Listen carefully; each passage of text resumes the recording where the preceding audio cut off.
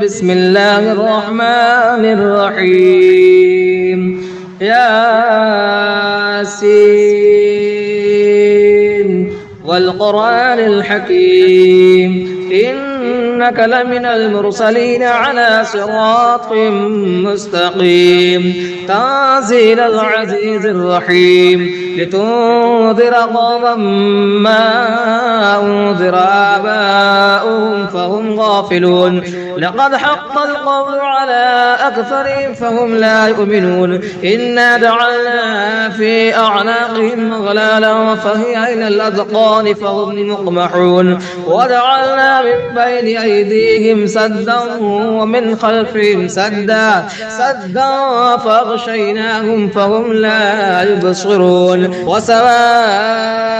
عليهم أنذرتهم أم لم تنذرهم لا يؤمنون إنما تنذر من اتبع الذكر وخشي الرحمن بالغيب فبشره بمغفرة وأجر كريم إنا نحن نحيي الموتى ونكتب ما قدموا وآثارهم وكل شيء أحصيناه في إمام مبين واضرب لهم مثلا أصحاب القرية إذ جاءها المرسلون إذ أرسلنا إليهم اثنين فكذبوهما فعززنا بثالث فقالوا إنا إليكم مرسلون قالوا ما أنتم إلا بشر مثلنا وما أنزل الرحمن من شيء إن أنتم إلا تكذبون قالوا ربنا يعلم إنا إليكم لمرسلون وما علينا إلا البلاغ المبين قالوا إنا تطيرنا بكم لئن لم تنتهوا لنرجمنكم وليمسنكم منا عذاب أليم قالوا طائركم معكم أئن ذكرتم بل أنتم قوم مسرفون وجاء من أقصى المدينة رجل يسعى قال يا قوم اتبعوا المرسلين اتبعوا من لا يسألكم أجرا وهم مهتدون وما لي لا أعبد الذي فطرني وإليه ترجعون أتخذ من دونه آلهة إن يردني الرحمن بضر لا تغن عني شفاعتهم شيئا ولا ينقذون إني إذا لفي ضلال مبين إني آمنت بربكم فاسمعون قيل ادخل الجنة قال يا ليت قومي يعلمون بما غفر لي ربي وجعلني من المكرمين وما أنزلنا على قومه من بعده من دود من السماء وما كنا منزلين إن كانت إلا صيحة واحدة فإذا هم خامدون يا حسرة على العباد ما يأتيهم من رسول إلا كانوا به يستهزئون ألم يروا كم أهلكنا قبلهم من القرون أنهم إليهم لا يرجعون وإن كل لما جميع لدينا محضرون وآية لهم الأرض الميتة أحييناها وأخرجنا منها حبا فمنه يأكلون وجعلنا فيها جنات من نخيل وأعناب وفجرنا فيها من العيون ليأكلوا من ثمره وما عملته أيديهم أفلا يشكرون سبحان الذي خلق الأزواج كلها مما تنبت الأرض ومن أنفسهم ومما لا يعلمون وآية لهم الليل نسلخ منه النهار فإذا هم مظلمون والشمس تجري لمستقر لها ذلك تقدير العزيز العليم والقدر قدرناه منازل حتى عاد كالعرجون القديم لا الشمس ينبغي لها أن تدرك القمر ولا الليل سابق النهار وكل في فلك يسبحون وآية لهم أنا حملنا ذريتهم في الفلك المشحون وخلقنا لهم من مثله ما يركبون وإن نشأ نغرقهم فلا صريخ لهم ولا هم ينقذون إلا رحمة منا ومتاعا إلى حين وإذا قيل لهم اتقوا ما بين أيديكم وما خلفكم لعلكم ترحمون وما تأتيهم من آية من آيات ربهم إلا كانوا عنها معرضين وإذا قيل لهم أنفقوا مما رزقكم الله قال الذين كفروا للذين آمنوا ونطعم من لو يشاء الله وطعمه إن أنتم إلا في ضلال مبين ويقولون متى هذا الوعد إن كنتم صادقين ما ينظرون إلا صيحة واحدة تأخذهم وهم يخصمون فلا يستطيعون توصية ولا إلى أهلهم يرجعون ونفخ في الصور فإذا هم من الأجداث إلى ربهم ينسلون قالوا يا ويلنا من بعثنا من مرقدنا هذا ما وعد الرحمن وصدق المرسلون إن كانت إلا صيحة واحدة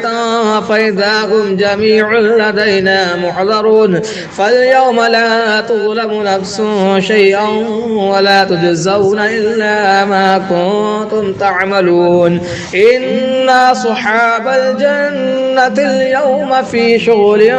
فاكهون هم وأزواجهم في ظلال على الأرائك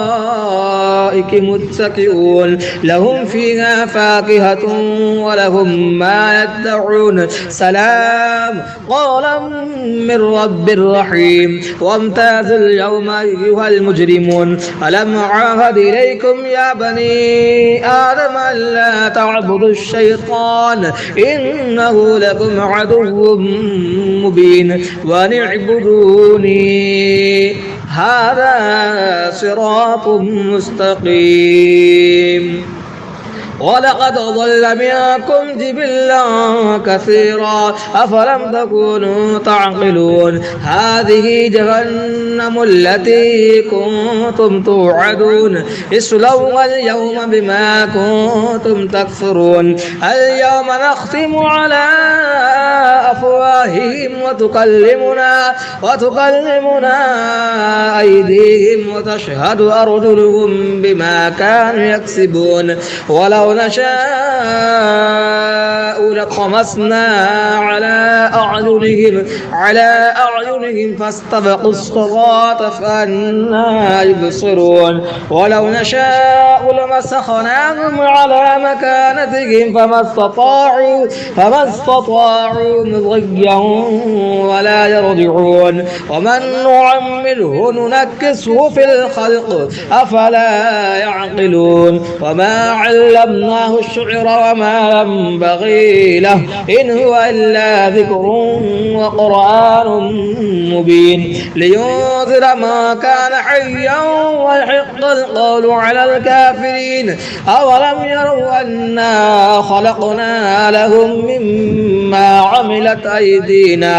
أيدينا أنعاما فهم لها مالكون وظللناها لهم فمنها ركوبهم ومنها يأكلون ولهم فيها منافع ومشارب أفلا يشكرون واتخذوا من دون الله آلهة لعلهم ينصرون لا يستطيعون نصرهم وهم لهم جند محضرون فلا يحزنك قولهم إنا نعلم ما يسرون وما يعلنون أولم يرى الإنسان إنا خلقناه من نطفة فإذا هو خصيم مبين وضرب لنا مثلا ونسي خلقه قال من يحيي العظام وهي رميم قل يحييها الذي أنشأها أول مرة وهو بكل خلق عليم الذي جعل لكم من الشجر الأخضر نارا فإذا أنتم منه توقدون أوليس الذي خلق السماوات والأرض بقادر على أن يخلق مثلهم بلى وهو الخلاق العليم إنما أمره إذا أراد شيئا أن يقول له كن فيكون فسبحان الذي بيده ملكوت كل شيء وإليه ترجعون. بسم الله الرحمن الرحيم. الرحمن علم القرآن خلق الإنسان علمه البيان الشمس والقمر بحسبان والنجم والشجر يسجدان والسماء رفعها ووضع الميزان ألا تطغوا في الميزان وأقيموا الوزن بالقسط ولا تخسروا الميزان والأرض وضعها للأنام فيها فاكهة والنخل ذات الأكمام والحب ذو العصف والريحان فبأي آلاء ربكما تكذبان خلق الإنسان من صلصال كالفخار وخلق الجان من مارج من نار فبأي آلاء ربكما تكذبان رب المشرقين ورب المغربين فبأي آلاء ربكما تكذبان مرج البحرين يلتقيان بينهما برزخ لا يبغيان فبأي آلاء ربكما تكذبان يخرج منهما اللؤلؤ والمرجان فبأي آلاء ربكما تكذبان وله الجوار المنشآت في البحر كالأعلام فبأي آلاء ربكما تكذبان كل من عليها فان ويبقى وجه ربك ذو الجلال والإكرام فبأي آلاء ربكما تكذبان يسأله ما في السماوات والأرض كل يوم هو في شأن فبأي آلاء ربكما تكذبان سنفرغ لكم أيها الثقلان فبأي آلاء ربكما تكذبان يا معشر الجن والإنس إن استطعتم أن تنفذوا من أقطار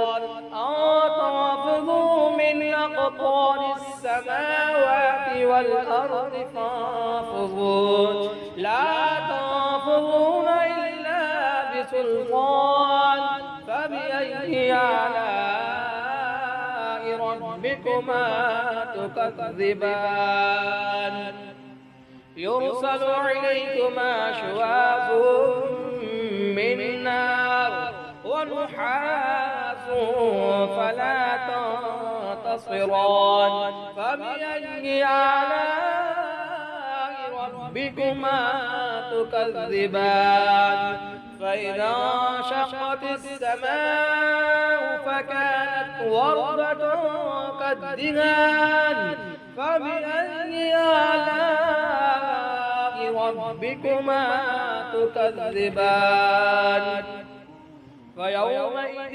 لا يسأل عن ذنبه إنس ولا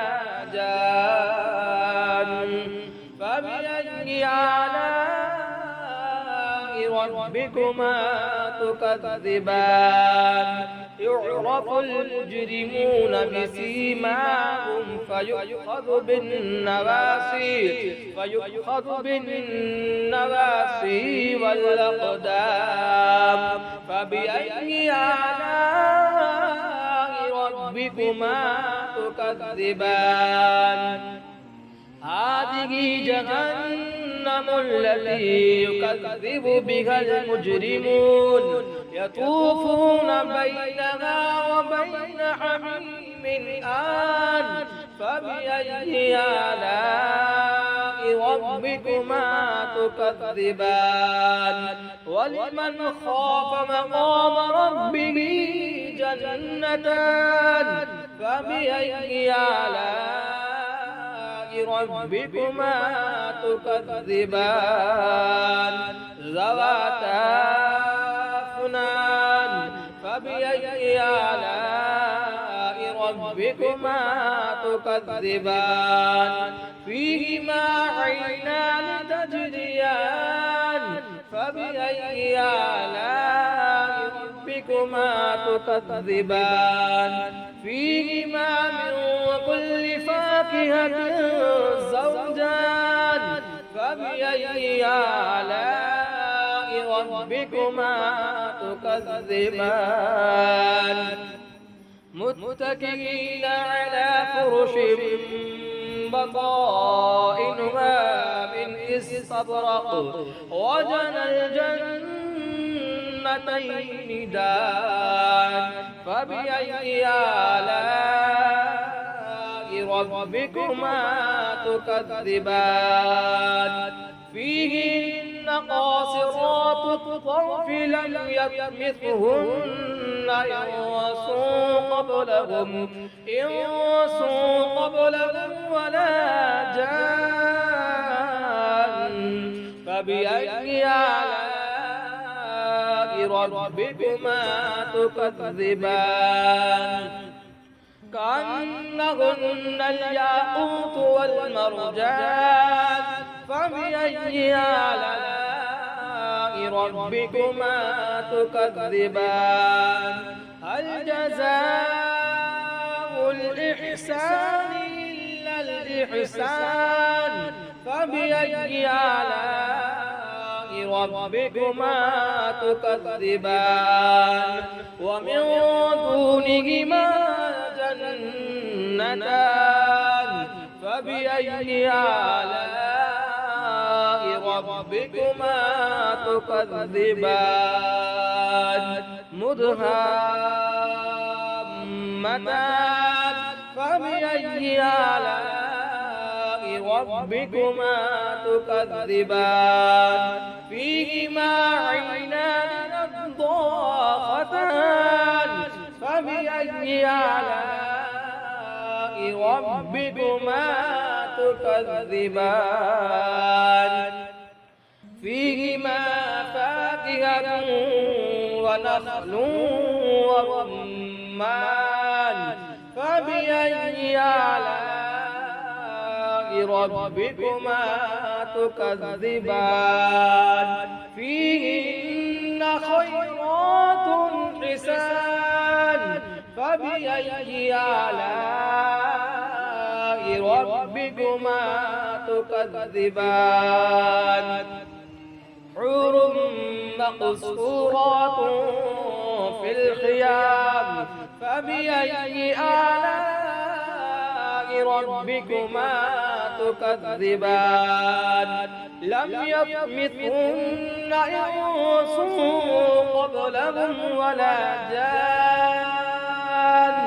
فبأي آلاء ربكما تكذبان متكئين على رفرف خضر وعبقري حسان فبأي آلاء ربكما تكذبان تبارك اسم ربك ذي الجلال والإكرام. بسم الله الرحمن الرحيم ياسين والقرآن الحكيم إنك لمن المرسلين على صراط مستقيم تنزيل العزيز الرحيم لتنذر قوما ما أنذر آباؤهم فهم غافلون لقد حق القول على أكثرهم فهم لا يؤمنون إنا جعلنا في أعناقهم أغلالا فهي إلى الأذقان فهم مقمحون وجعلنا من بين أيديهم سدا ومن خلفهم سدا فأغشيناهم فهم لا يبصرون وسواء عليهم أنذرتهم أم لم تنذرهم لا يؤمنون إنما تنذر من اتبع الذكر وخشي الرحمن بالغيب فبشره بمغفرة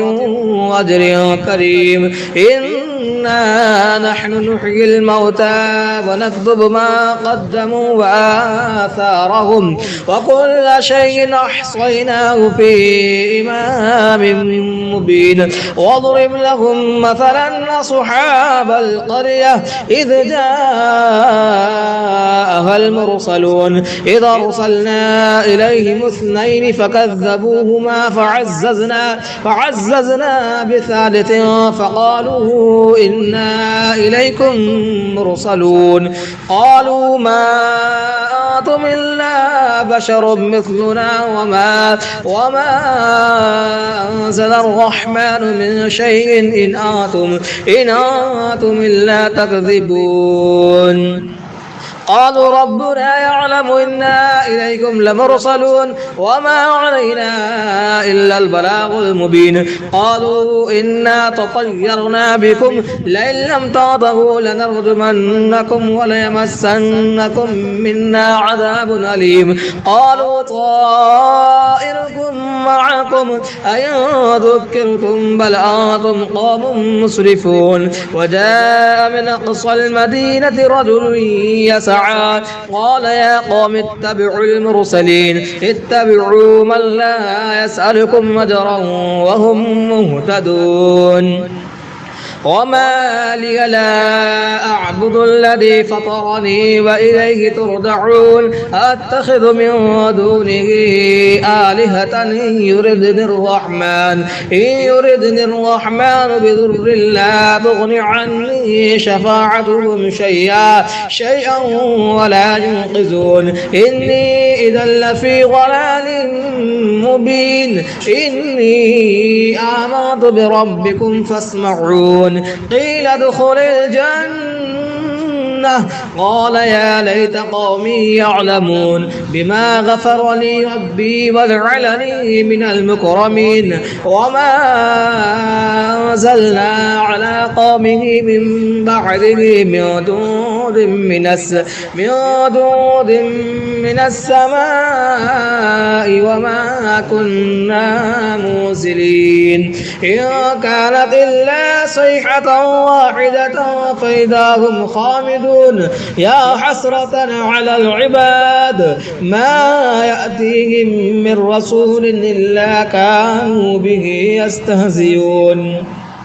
ألم يروا كم أهلكنا قبلهم من القرون أنهم إليهم لا يرجعون وإن كل لما جميع لدينا محضرون وآية لهم الأرض الميتة أحييناها وأخرجنا منها حبا فمنه يأكلون وجعلنا فيها جنات من نخيل وأعناب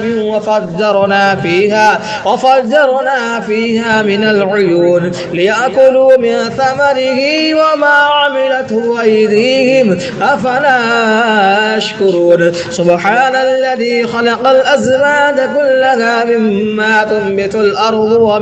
ومن أنفسهم ومما لا يعلمون وآية لهم الليل نسلخ منه النهار فإذا هم مظلمون والشمس تجري لمستقر لها ذلك تقدير العزيز العليم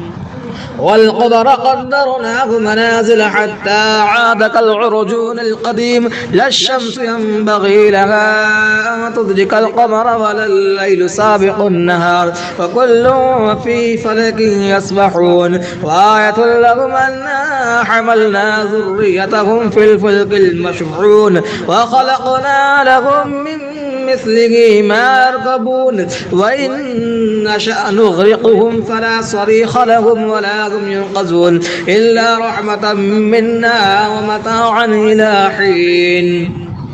وإذا قيل لهم اتقوا ما بين أيديكم وما خلفكم لعلكم ترحمون وما تأتيهم من آية من آيات ربهم إلا كانوا عنها معرضين وإذا قيل لهم أنفقوا مما رزقكم الله قال الذين كفروا للذين آمنوا ونطعم من لو نشاء الله وطعمه إن أنتم إلا في ضلال مبين ويقولون متى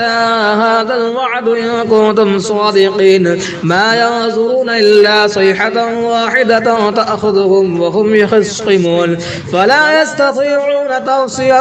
ولا إلى أهلهم يرجعون ونفخ في الصور فإذا هم من الأجداث إلى ربهم ينسلون قالوا يا ويلنا من بعثنا من مرقدنا هذا ما وعد الرحمن وصدق المرسلون إن كانت إلا صيحة واحدة فإذا هم جميع لدينا محضرون فاليوم لا تظلم نفس شيئا ولا تجزون إلا ما كنتم تعملون إن أصحاب الجنة اليوم في شغل فاكهون هم وأزواجهم في ظلال على الأرائك متكئون لهم فيها فاكهة ولهم ما يدعون سلام قولا من رب رحيم وامتازوا اليوم أيها المجرمون ألم أعهد إليكم يا بني آدم ألا تعبدوا الشيطان إنه لكم عدو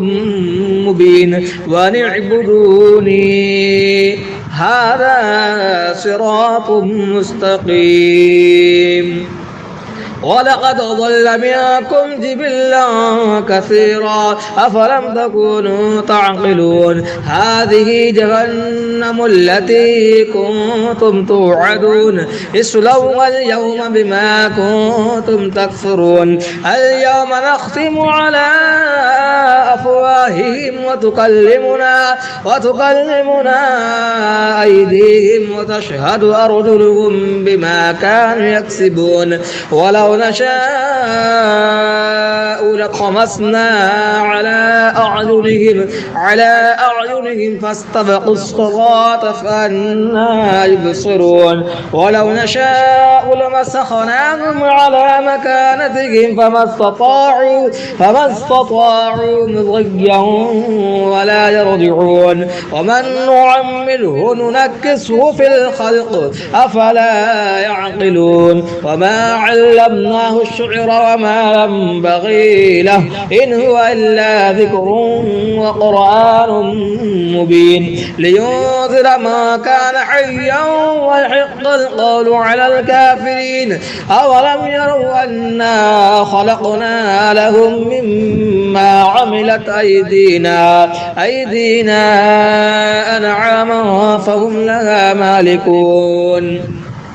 وظللناها لهم فمنها ركوبهم ومنها يأكلون ولهم فيها منافع ومشارب أفلا يشكرون واتخذوا من دون الله آلهة لعلهم ينصرون لا يستطيعون نصرهم وهم لهم جند محضرون فلا يحزنك قولهم إنا نعلم ما يسرون وما يعلنون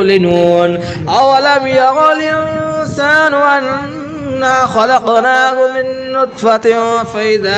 من نطفة فإذا هو خصيم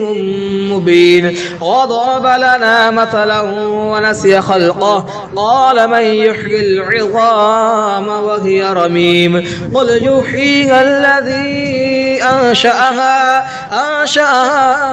أول مرة وهو بكل خلق عليم الذي جعل لكم من الشجر الأخضر نارا فإذا أنتم منه توقدون أوليس الذي خلق السماوات والأرض بقادر على أن يخلق مثلهم بلى وهو الخلاق العليم إنما أمره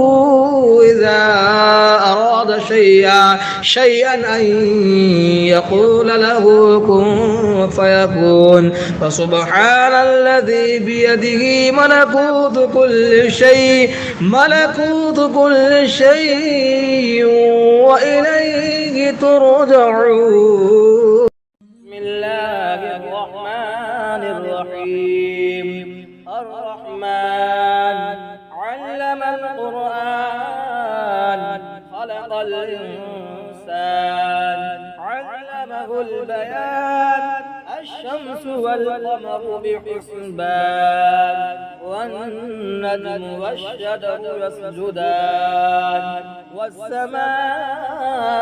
رفعها ووضع الميزان ألا تطغوا في الميزان وأقيموا الوزن بالقسط ولا تخسروا الميزان والأرض وضعها للأنام فيها فاكهة والنخل ذات الأكمام والحب ذو العصف والريحان فبأي آلاء ربكما تكذبان خلق الإنسان من صلصال كالفخار وخلق الجان من مارج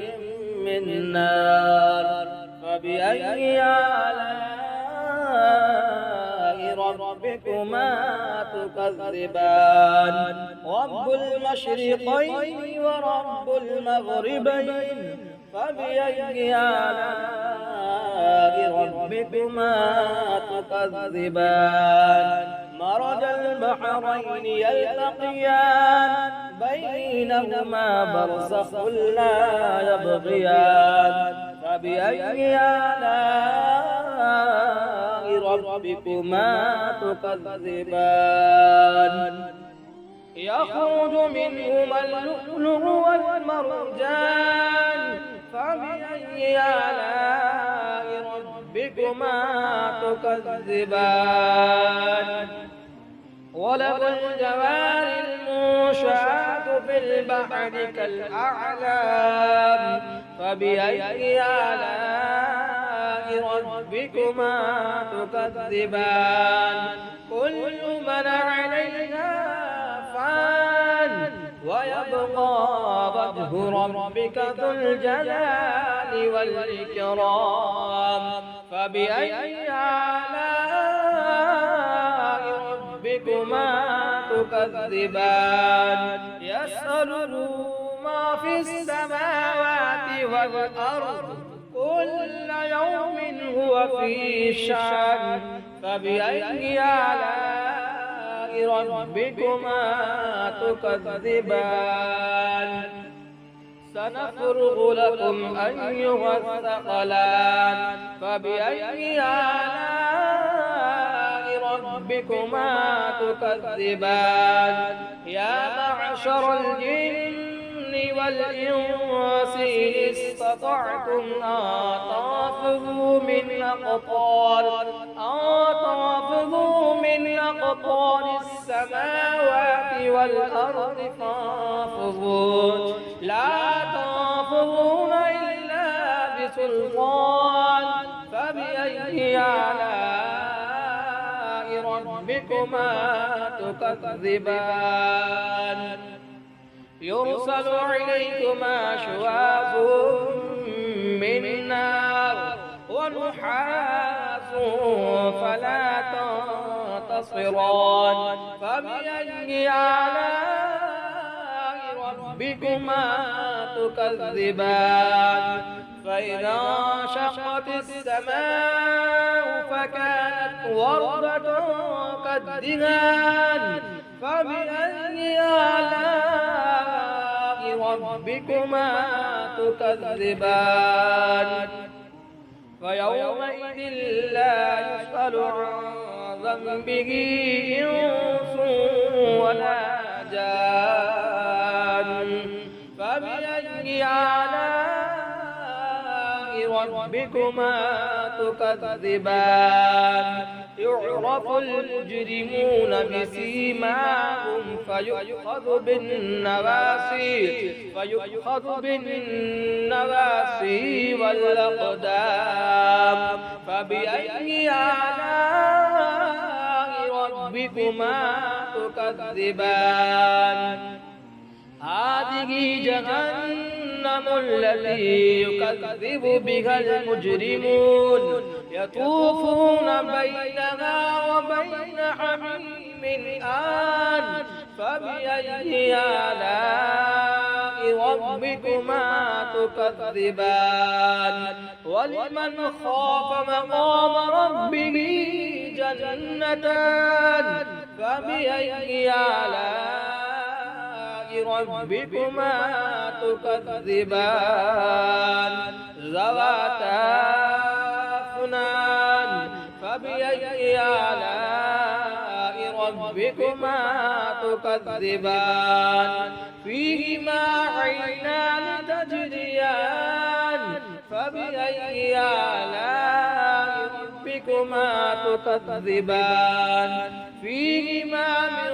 كل فاكهة زوجان فبأي آلاء ربكما تكذبان متكئين على فرش بطائنها من استبرق وجنى الجنتين دان فبأي آلاء ربكما تكذبان فيهن قاصرات الطرف لم يطمثهن إنس قبلهم ولا جان فبأي آلاء ربكما تكذبان كأنهن الياقوت والمرجان فبأي آلاء ربكما تكذبان هل جزاء الإحسان إلا الإحسان فبأي آلاء ربكما تكذبان ومن دونهما جنتان فبأي آلاء ربكما تكذبان مدهامتان فبأي آلاء ربكما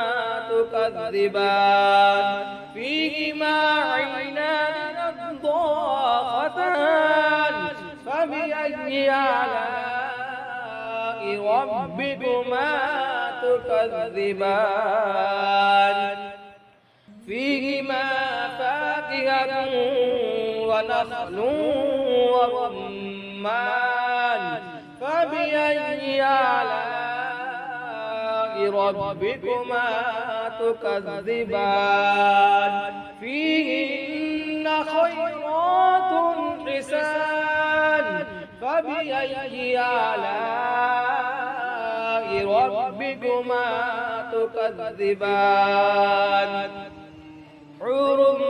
مقصورات في الخيام فبأي آلاء ربكما تكذبان لم يطمثهن إنس قبلهم ولا جان فبأي آلاء ربكما تكذبان متكئين على رفرف خضر وعبقري حسان فبأي آلاء ربكما تكذبان تبارك اسم ربك ذي الجلال والإكرام